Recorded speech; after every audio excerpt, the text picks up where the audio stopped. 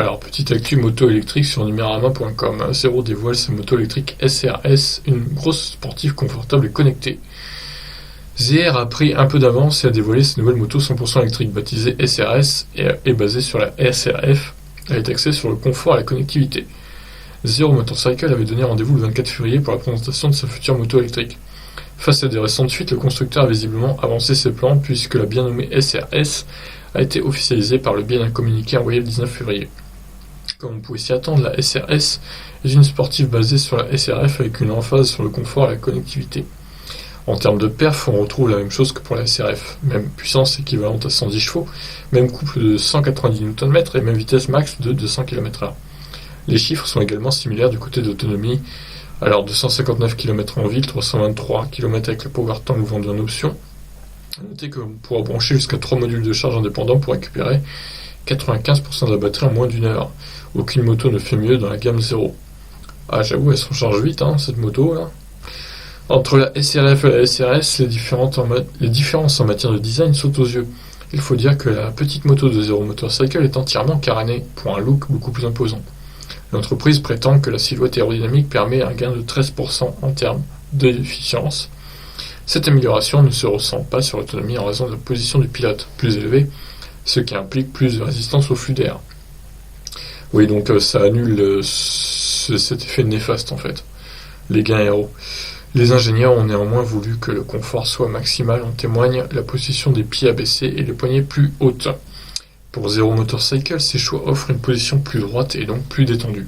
Cette accentuation du confort vaut aussi pour les balades à deux grâce à l'assise plus large. La SRS profite de nombreux modes de conduite personnalisables ou non et n'oublie pas d'être une moto technologiquement très avancée.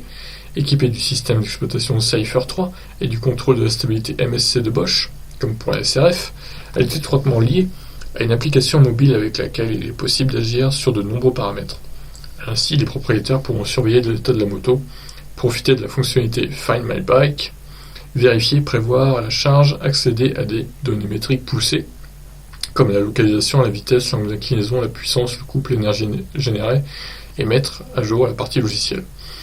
C'est vraiment les Tesla des motos, franchement là pour le coup c'est pareil quoi.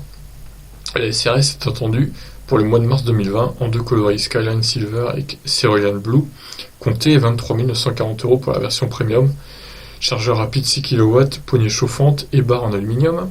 Le prix tombe à 20 970 € pour le modèle standard avec le chargeur 3 kW. Et c'est fini donc cet article. Alors je sais pas s'il y a des aides d'ailleurs de l'État pour les motos électriques. Il me semble pas, mais c'est à vérifier quand même. Si vous savez dans les commentaires, dites-moi. Mais bon, en tout cas, est-ce que c'est cher? Est-ce que c'est cher pour une moto? Un petit peu quand même. Après, elle est quand même puissante, 110 chevaux, c'est quand même pas mal pour une moto. Les 0-100, je l'ai pas indiqué, mais à mon avis, on doit être autour de 3 secondes 5, voire 4 secondes max, on va dire, mais ça doit être dans ces eaux-là.